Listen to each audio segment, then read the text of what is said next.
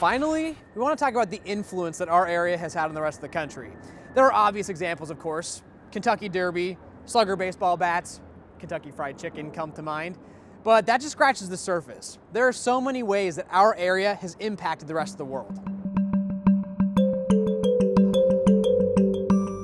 Something that we really wanted to do with this exhibit is make you say like, oh, I didn't know that. I didn't know they were from Kentucky, or I didn't know that thing about them. Hi, I'm Amanda Breedy. I'm the curator here at the Fraser History Museum. Welcome to our exhibit, Cool Kentucky. And that exhibit is pretty self-explanatory. I guess it really is the title that Kentucky is cool. So, we thought this was the perfect backdrop to talk through the influence of our community. We'll start with athletics.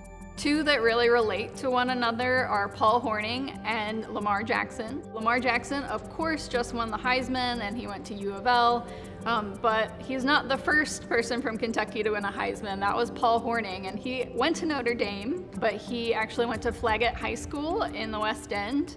And some lesser-known athletes, Oksana Masters, who is an adaptive athlete and has won gold medals in like 4 different sports, even though she doesn't have legs. So her story is really, really awesome and inspiring. Kentucky has a really huge history in music. And she's not kidding. There's the rock band My Morning Jacket.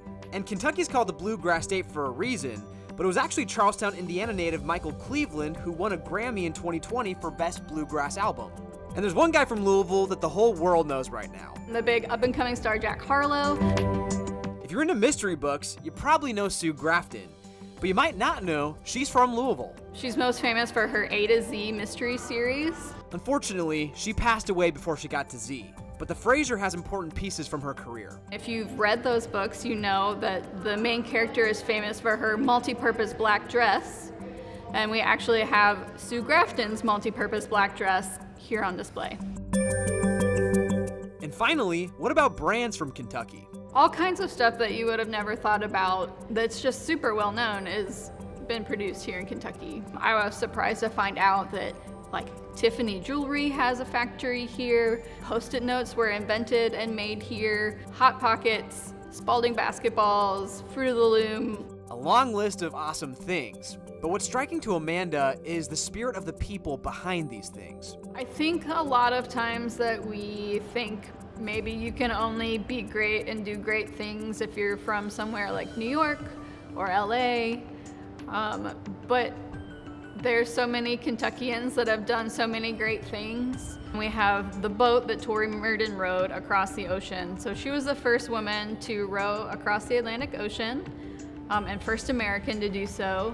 You know, I think that sense of adventure and bravery is kind of ingrained in us as Kentuckians.